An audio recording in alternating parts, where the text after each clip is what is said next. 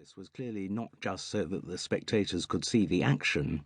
Every time a ball thundered into the dedans, it prompted clapping, so clearly a point had been scored.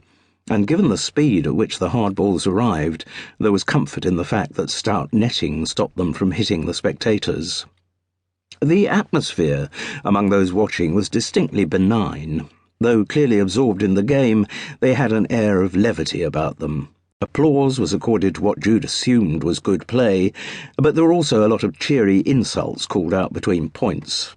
Though Piers was the only person in the court who Jude knew, she felt very welcome there.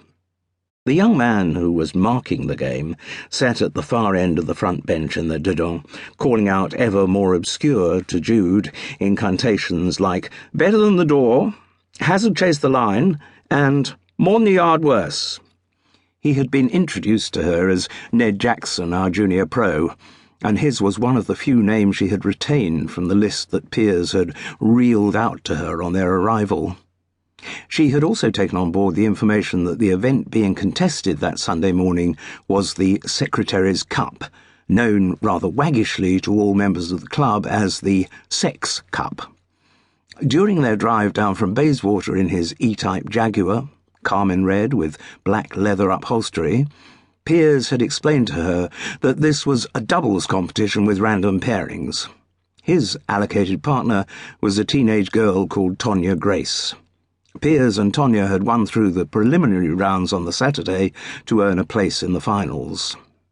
He had also once again tried to describe the court to her, and once again assured her airily that it'd all make sense when she saw the thing. It didn't, though.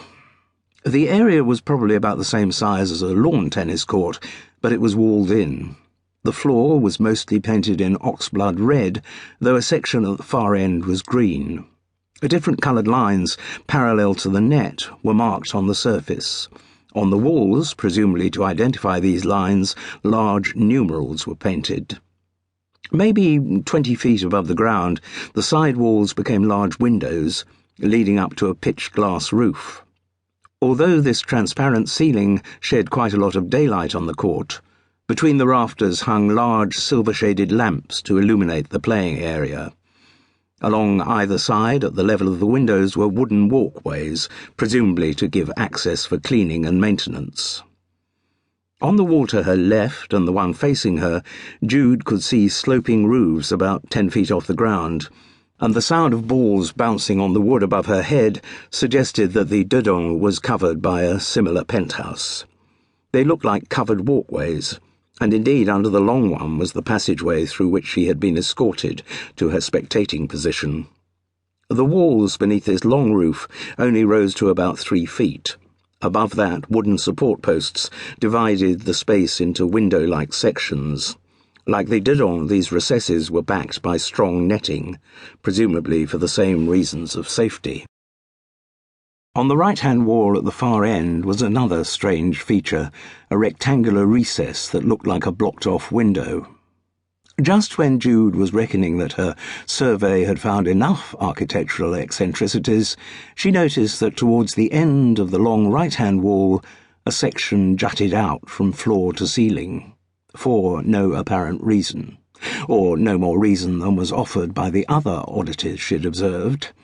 But she did notice that any ball hitting this angled feature was likely to fly off all over the place. And, of course, there was the saggy net that Piers had promised, maybe as high as 5 feet at the sides, going down in an inverted arc to about 3 in the middle. Another oddity to puzzle anyone who had only previously watched lawn tennis was the proliferation of balls on the court. 50, maybe 60, accumulated at the foot of the net or in a wooden runnel in the dedans. The balls were covered in yellow felt and about the size of their lawn tennis cousins, but their minimal bouncing capacity and the sound they made when they hit the wooden parts of the court suggested they were a lot harder. There was something odd about the rackets, too. For a start, their frames were made of wood, which should perhaps have raised memories of long summer afternoon duels between Bjorn Borg and John McEnroe. But the shape was wrong for such comparisons.